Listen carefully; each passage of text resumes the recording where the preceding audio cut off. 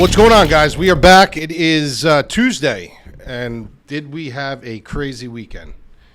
From fights to political things to laws that are being passed to Elon Musk moving all his offices out of California as of about 10 minutes ago today. We're going to get into all that because I feel like we do have to touch on that. But before we do start this show, I think it's very, very important to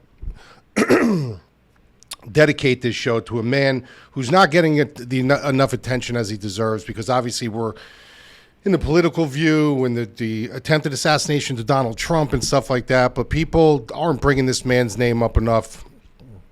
And I hope he pronounced his name correctly, Corey Compatore, who died at the rally, who was sheltering his family, who was telling them to get down as bullets were flying, and he was actually one of the men that was hit with a bullet, and he died.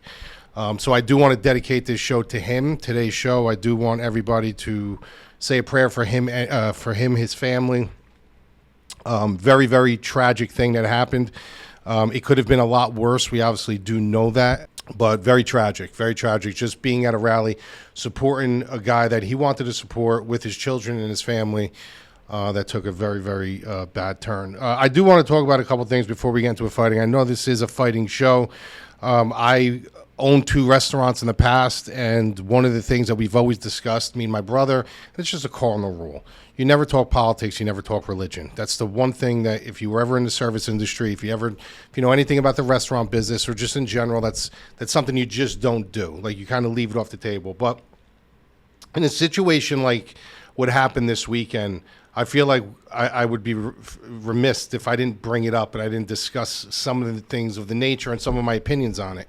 You know, and it boils down to, it doesn't matter who you're voting for, right? It doesn't matter who you're voting for. It doesn't matter if you're a Democrat. It doesn't matter if you're a Republican. It doesn't matter if you're pro-Biden or pro-Trump. The fact of the matter is you got to look at the bigger picture. You got to look at, you can't allow these people to be so apologetic. Okay, you can't have one side. It doesn't matter what side it is. If the assassination attempt was on Biden's side, it's the same thing with the Republican people. But you can't allow the people to be so, the media to be so apologetic about things. How coming out with rhetoric, calling a guy Hitler, calling a guy the end of our nation. This is the greatest and the biggest election of in American history. He's going to be all these crazy, evil things about him, trying to put him in prison. He's a felon. He's a rapist. He's a dictator. You can't do all of these things and say all of these things about a human being, and then when something like this happens, backtrack and say, well, we don't have anything ill. I don't have any ill will personally. This is a political thing. I don't look at his views, and I never said put a bullseye in his back, and I didn't mean it in that way. You're dealing with your voice being heard by millions of people. There's going to be at least 20,000 to 50,000 to maybe even 100,000 people that do have mental illness that are going to take these things literally, and they're going to utilize this as a branch mark to do something like this. So for you to say that you're not responsible for this, you absolutely are 1,000% responsible. You can't say that on stage one night and with a grimace on your face and say you're a sucker and you're the loser and say you don't have no venom towards a human. You can't try to put a person in prison. You can't call the person a rapist. You can't call person Hitler. You can't over and over and over and over say that he's going to be a dictator from day one. And all these things that put this fear into the American people and into the nation, into some people that are weak-minded, and not expect something like this to happen, and then backtrack and say, well, this is just one crazy person who decided to come out and do this. This is a direct hit on the Democratic Party and the Democratic media that did this. You didn't see one riot in the streets. It's been over 48 hours. You didn't see anybody rioting in the street after the assassination attempt. Did you see one city in flames? Did you see one city in ruin? Did you see anything outside of the soccer game, like any crazy riots? Now, if the table was flipped, you could bet your bottom dollar there would be massive riots in the streets. They would be blaming him for this, just like they blamed him for January 6th. So if you could blame him for what happened on January 6th, why can't people blame him and the Democratic media and CNN and all these, MSNBC and The View and all these people? Why can't they get a finger pointed at them?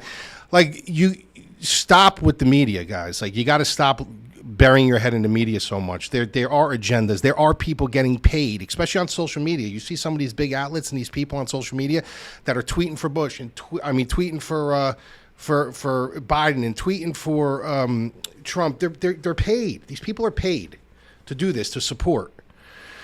So, it's got to stop. Like, there's got to be unity at some point. In the same stroke, I mean, when you're talking about unity and you come on to do the presidential speech, which was only like 6 minutes and 20 seconds, I think it was. That was what it was. That's how he came out. And he wasn't even the first person to come out. Obama came out before him. And he's talking about unity and he's talking about all these things, which is great. But then you do an interview with Lester Holt and you go right back to what you talked about. You go right back to, well, what am I supposed to do? Am I not supposed to give my opinion? Am I not, because of the fear of one crazy person coming out? Am I not supposed to do this? He is a dictator and he is this and he is that. Like, you go right back to it. You literally go right back to it. It's never going to stop. Like, that's why I always said, like, the political game is just one big lie. Like, on both sides, the political game is just one giant lie, and they do think we're stupid and they do think we're idiots, and they had years and years and years without social media, without the internet, without us being able to do our own research on things, and they were able to pull the wool over our eyes. Now you can't pull the wool over our eyes anymore, because we do have the internet now. We do have access to the information highway. We do have access to social media. We can talk to people all around the world with a click of our phone. We didn't have any of that before. Just 20 years ago, we had payphones and beepers. And if you had a dial-up modem with AOL, when you heard it dialing up, and if someone was on the phone, you couldn't even sign on. There was nothing like that. Now we have everything right at the palm of our hands in this little thing right here. And we can get anything we want. We can fact check things. We can do it. So it's a lot harder to pull the wool over. So the people that do get the wool pull over their eyes are the people who don't do their research. So do your research. Do your research. When somebody's called a racist, do your research. Find out, does he really have a track record of being a racist? When Joe Biden says he's done more for America than anyone's ever done, do your research and see if the 40 years he's been, in the political stance, if he really has done all that stuff. When Donald Trump says he has one of the most successful businesses or whatever, look it up and see if that's true. You can look all these things up. The answers will unfold right in front of your eyes. You got to stop listening to liberal media. You got to stop listening to these media outlets that just want to suck you in and suck you in and suck you in. I always said the news was called the bad news. It should be called the bad news. It should never be called the good news. When do you ever turn on the news and see good news? Like an hour of good news, the 11 o'clock news, an hour of good news. You never see. It's always bad news. It's always bad news. Like, that's what it is, because people like drama, and this is what they like to see: tornadoes and hurricanes and natural disasters and murder cases. And that's what kind of draws people in. That's why we're here, right? We love combat sports in a way. We love damage. We love violence. We love blood. We love the fight of the nights, the performance of the nights. People like the Guamedia. You know what I mean? So you'll never see this. So it should be called the bad news. But get your head out of the news and do your own research. That's all I'm saying. Do your own research. Look at their actual policies and see what policies you agree with and what you don't. Don't shelter yourself just because you're a Republican and you think, well, I hate the Democrats, so I'm voting anywhere the Republican goes. Or I'm a registered Democrat and I can't stand Donald Trump because he's all the things that he said he's all the things that they say that he is, when I didn't even do my research on it. But I'm going to vote against him, and I'm going to pick a guy who can't even talk, can't even walk, can't tie sentences together, I'm going to vote for him anyway. Don't do that. Do your own research. Look up their policies. Look up the people behind them. Look up the people, if God forbid one of those men do get assassinated or something happens, who's going to back them up? Would you rather have Kamala Harris as your president? Like, these are things you got to do research on. Educate yourself. It's right here. It's right here, and it's right here. It's very, very simple. You just got to put the time into do it. And if you don't put the time into do it, you shouldn't be opening up your mouth about it. Next thing I want to talk about, last thing, and then we're going to jump into the fights. We're going to review, and then we're going to pick a couple fights. We're not going to go over the entire main card. I'm going to kind of pick and choose my spots on this card. And then also what we have new this week. I was going to bring it in last week.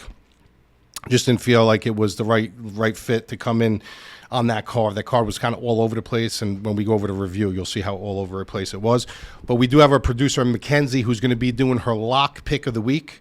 I will intro that in about halfway through our breakdown, and she will come on for about a 30-second rant on who she's picking as her lock. and why. And it will never be over a minus 200. It can be a dog, it could be a favorite, but it will never be a minus 300, minus 400. It's just not going to be that. She picks something that's very, very bettable and has some value to it. So you have that to look forward to as well.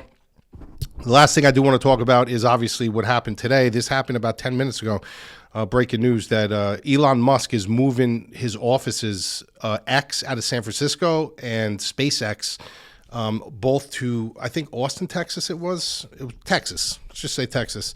On the back of Gavin Newsom, who now officially passed a law saying that if you have children and they are in school and they decide they want to change their pronouns, the parent does not need to be notified, which to me I think is crazy. It shows a lack of transparency to the parents, and it shows that the children can lie and hold things from the parents.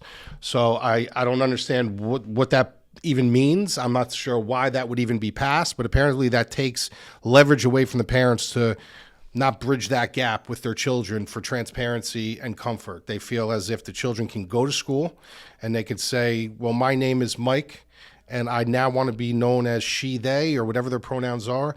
The school has no obligation to call the parents up and say, look, I just want to let you know that Michael came to school today and he's saying that his pronouns are a female.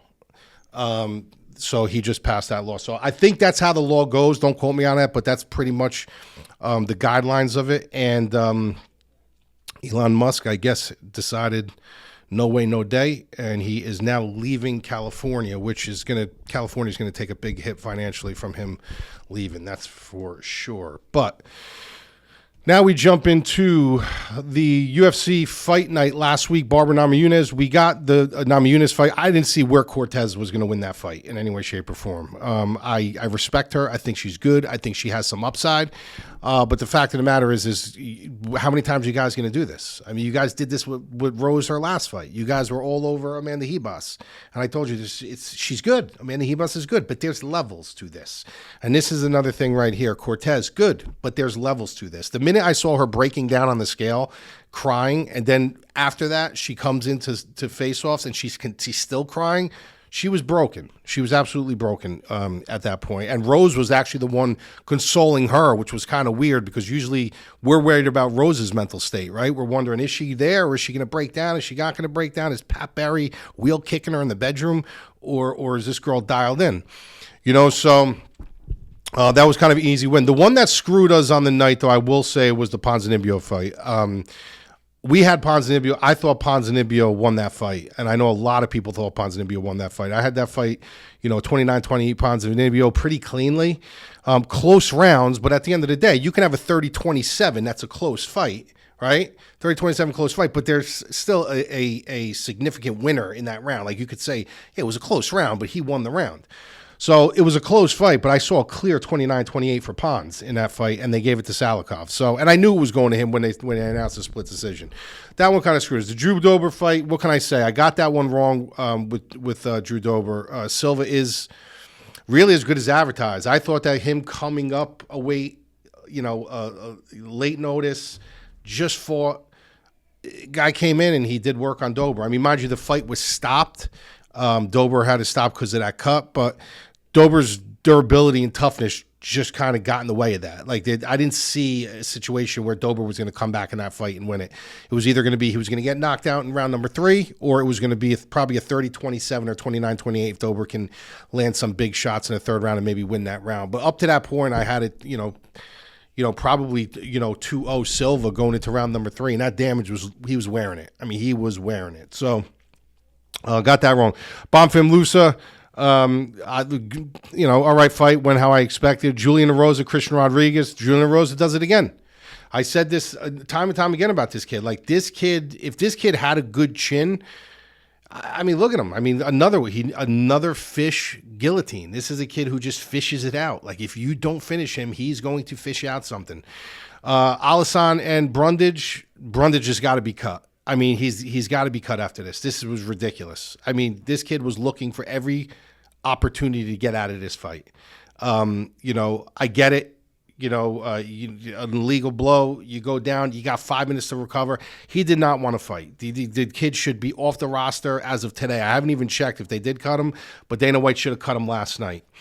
Anything else happened on this card that's worthy to Charles Johnson upsetting Josh Van. Montel Jackson, another one. Everybody was all over Damon Blackshear, and I get it, he's good, but I told you numerous times how good Montel Jackson was, how much power he has, how big his hands are, how big his UFC gloves are. Like, the guy's kind of freaky in a way. He's got that death touch. And that's pretty much it. Everything else went into his according to his plan. Now we jump onto this card, which you kind of look at the main event, right? You look at Amanda Lemos and Jandiroba, and you wonder to yourself, like, why are they on this right now? Well, when you look at, their division, you're looking at two women that are cusp, I consider, right? They're not like the elite fighters. They're not. I wouldn't consider them super elite, even though Lemos did fight for a strap. You obviously saw that she wasn't at that level.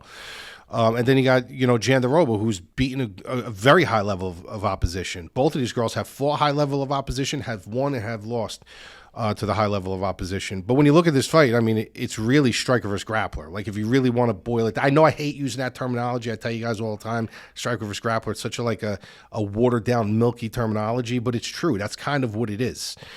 And, when I look at this fight, I'll be honest with you, at first look, I was all over Lemos. I was like, this is a fight that Lemos wins.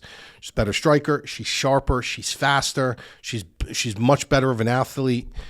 She's a better athlete in there. She hits with good power. She's dynamic. She moves well. She's got okay, takedown defense. Not great, but it's there. And then I look at Virna Jandiroba, and I'm like, oh, well, her striking's horrendous. So this is complete bonus for Lemos if she keeps it on the feet. But then you start watching her film and you start saying, well, that's not what Jandiroba does. She's not up there trying to stand with you, trying to trade with you. Even though her striking is very awkward and goofy foot, it finds a spot, but it's for a means to an end. This is for her to drive her hips into you, take you down, and utilize her grappling. Now, that's where she aces. Her grappling is far better than Lemos. And Lemos has a susceptibility of being taken down. I mean, Wiley Zhang took her down 6-7 times. You know what I mean? So she does have that susceptibility of being taken down, and I just feel like that's the path that this fight's going to go. It's going to go either an easy fight for Lemos or an easy fight for Jandiroba. There's going to be no, like, this is a war, this is a great fight. This is going to be there's going to be one-way traffic either for Lemos if she can keep it on the feet or Jandiroba if she can get this fight to the ground. And I'm just on the side of Jandiroba. I kind of flip my pick a little bit. And I just think Jandiroba is going to be able to get inside. She's going to have that tenacity to get in on her hips and drag her to the ground. And once she gets her there, maybe she don't submit her, but she's going to get a decent amount of control time. And what that's going to do is if you secure that control time and you get on top of her and she starts to fear the takedowns and fear you get on her hips, what does that do? That makes you gun shy. You're not going to be able to let your leather go, as much as you want to, because now if you overextend or you load up on your shots, you got to worry about that level change and her coming in. So it makes you a little bit more cautious, and that takes away from Amanda Lemos' offense, making her fight a little bit more defensively. So it's really Jandiroba. Is she going to get in on her hips and have success taking her down early to put her in that spot? Or is Lemos going to have the success in keeping it upright and just piecing up Jandiroba? So I'm going to pick Jandiroba in this fight. I think it's going to be one-way traffic either way. I'm either going to be dead wrong and she's going to get pieced up and chewed up and spit out, or Jandiroba is going to be the right side where one of these girls are going to look like a minus 300. So I'm taking Jandiroba here to get it done by decision. Next one you got, let's jump around here. Let's go to Brad Tavares and Jung Young Park. That's actually the co-main event. We'll just go to that one. So when I look at this fight, right, I'm looking at, I never put my money where Tavares is, ever. I just don't do it. This is a guy who, yeah, sure, he's not a highlight reel guy. He's not a knockout guy, but he is a guy who has very good takedown defense. He's got good striking. He makes good adjustments. He really embraces the veteran savvy of being there for so many cage hours. He's got good cage IQ. He is durable. The knock on him is that he just takes you to the cards when he wins. He doesn't really, open up and do much. But he does have that veteran savvy about him. And sure, he's been knocked out 5 times. There has been some spots where he hasn't been the most durable, but for the most part, he's pretty consistent. So I don't put my money on a guy like that because I don't put my money on or against a guy like that because he could be beat, But in the same stroke, like if you make a mistake, no matter how good your offense is, no matter what kind of streak you're on, Tavares is a guy who can kind of end that streak. He's just known to be that guy. And any fight you're in with Brad Tavares is always going to be a good fight. You're never going to really, outside of a couple fights in his career, you're never going to just dog walk him. You know, the reason why I'm picking Jung Young Park here is I just think, like, yes, he's a little bit shorter the stature of a guy. He's going to be able to push the pressure. He has a lot of volume where Tavares is much more of a counter fighter. He likes to fight off his back foot. He likes to counter you coming in.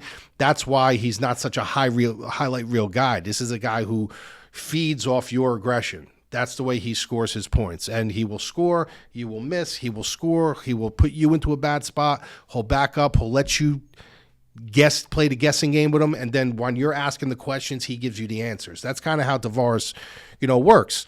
Where Jung Young Park's going to continue to push. He's going to continue to push. He's going to put on pressure. He will level change. He will do all these things. And I just think in a fight like this, I think that's going to give him the edge.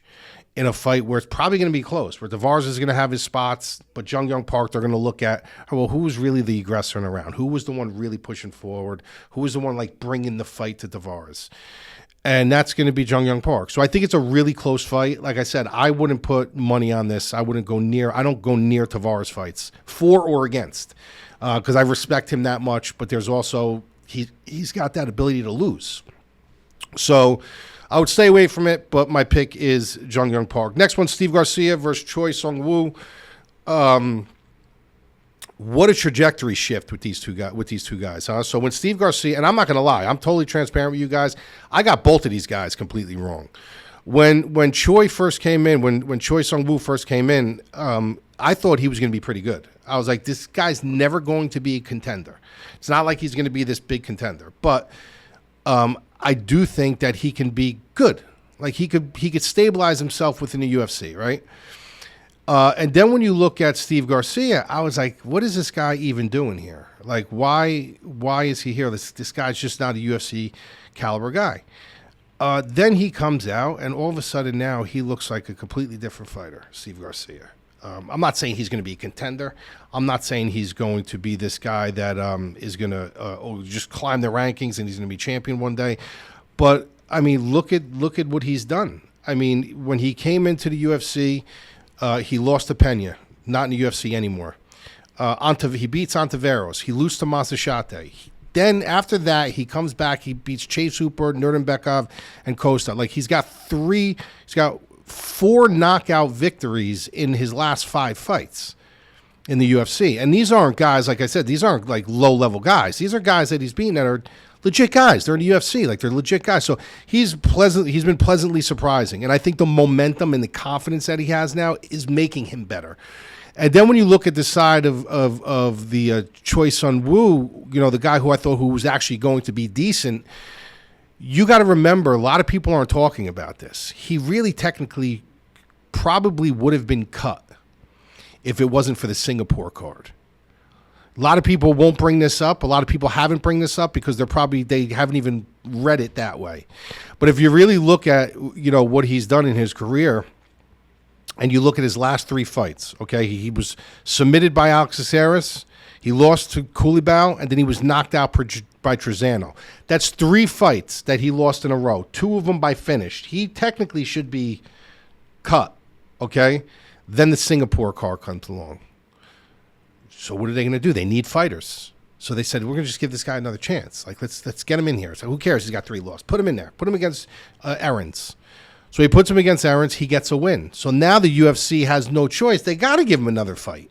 They got to get. He won. He took his back against the wall. Now they owe him one. So now here he is fighting. In this fight, and I just got to be honest with you, like, my trajectory for both guys have flipped. Not saying Steve Garcia is going to be a good fighter. I don't think he longs for the UFC. But if you would have told me when these guys first came out who I thought would actually win if they were to face, I'd say Choi Sung-woo would win this fight by a long shot. It's not the case now. I think Garcia wins this fight, and I actually think Garcia probably knocks him out. I think he keeps that streak going. I think there's something about his confidence. There's something about his momentum. He's long. He's rangy. He works behind a good jab, and he doesn't even look like the same fighter he did when he first came in. So I do like him in this spot. Before I get to the next fight, I think it's about time to for Mackenzie to make her debut for her lock of the week. She's very nervous about this. Let's bring that in now. So here is the debut of Mackenzie's lock of the week. Okay, guys. I changed the lights pink because I run the show now. I'm just kidding. But I am doing the lock pick of the week. Hello, welcome. So my pick is Bill Algeo. I think he's a sizable featherweight at 5'11". He has a very awkward style with the ability to fight going forward and backward with good range and volume. He has a good utilization of all 4 limbs and has a black belt in Brazilian Jiu-Jitsu. I honestly feel like Algeo has Choi covered in all angles on this one. Choi does have 11 knockouts and 14 wins, so as long as Algeo protects his chin here, lock up Senior Perfecto at -165 and secures the win here. Thanks for coming on to my first lock pick of the week. Okay, so she's going to be doing that every week. I'm going to keep a track record of her record. Obviously, it will be posted on Twitter. It will be posted on our reels. It will be posted on our social media, and obviously, I will on here and in our Discord. So I'll give her own Discord page where she'll have that pick in there, and we'll keep a track record of her. So let's hope she goes 1-0. I have full confidence in her. She did a lot of film study on that fight. All right, so let's jump to another fight. So the next one I do want to break down is I want to do this one, Cody Durden and Bruno Silva. This is a fight, honestly, where when you look at Bruno Silva, right, I do like him. He's very explosive. He's a fan-friendly guy. Bruno Silva is a guy that when you look at his fighting style, he really is a mimic of his camp, the Pitbull brothers. This is the way they fight. They fight with that push forward, get hands on you, try to finish you, a little bit of chaos mixed with a little bit of technique, and that's what they live and die by. And they like that push forward, let's be aggressive, offense will equate to defense and all that, and it makes it very fun. And Bruno Silva is a fun fighter to watch for sure. But when you're fighting a guy like Cody Durden, who literally knows what he wants to do and will live and die with it, if you don't have an answer for that, like, you're going to be in trouble in that fight. Now, this fight is lined pretty close. They have this fight lined pretty close. I think they got Cody Durden at like -120 or something like that. And I got to be honest with you, like, the minute I saw this, before I saw the lines, and it's not because I like Cody Durden, it's not because I respect him, it's like not because I like where he comes from. This is legitimately unbiased. I just think that Bruno Silva is going to have trouble with him. I think that Cody Durden is going to put on a pace. He has a good pace with the striking. He does fight long, but he also has that wrestling where when he knows, like, look, maybe he feels a little bit of power. Maybe Bruno Silva pops it with somebody. He's like, you know what? I don't want to stand with this. I am just going to push a wrestling pace on him for 15 minutes. I am just going to push wrestling. If he does that, if you look at the history of Durden has great success with that. How he's been out grappled by guys that are better grapplers than him, and obviously we've seen certain situations with him where, I'm not saying that he's like a Colby Covington, where if he gets his wrestling going, it's like nonstop. It's crazy. Like, look, he Ulanbekov in his last fight, he lost by submission. But Ulanbekov is a very high-level grappler. It's not like he's losing to these guys that are terrible grapplers. Before that, he beat Jake Hadley, Charles Johnson, Carlos Mota, J.P. Baez. Okay, then Mokaev, another great wrestler, okay, who beat him. Okay, beat Orlang, Jimmy Flick. That was the one that kind of swayed me a little bit with him. I was like, oh, Jimmy Flick. But at the end of the day, great grappler, really, really good grappler. So, like, he's not losing to guys that are really, really good strikers. He's losing to guys that are really, really good grapplers, and maybe better than him, with the wrestling and the grappling. But in this situation, I just think that Bruno Silva is going to push a pace on him. He's going to try to lay hands on him. He's going to try to cause a little bit of chaos on him, and he could slow all this down by just shooting some takedowns, getting some top control, slow the pace down, try to tire him out, make him wear your weight. And I think Durden can absolutely win this fight. So do I think that -120 is justified? I think it's about right. I thought he'd be a little bit more of a favorite, to be honest with you. So that's where the value does kick in a little bit. That's where you got to look at these lines. You look at him and you say, well, what do you think he is? Well, if I think he's a -140 and he's coming back at a -110, then obviously you see value in that. And that's when you kind of stab on it. But I also can justify that line. Like, I'm not like, oh, my God, it's only -125. I do think it's right because, like I said, there are paths where I do see Bruno Silva absolutely winning this fight. If you do bite into his chaos, you can get caught into that storm and you could be in trouble. But I just think Durden's a little too smart for that. I think he's a little bit more too composed for that. I think he knows what he wants to do going in.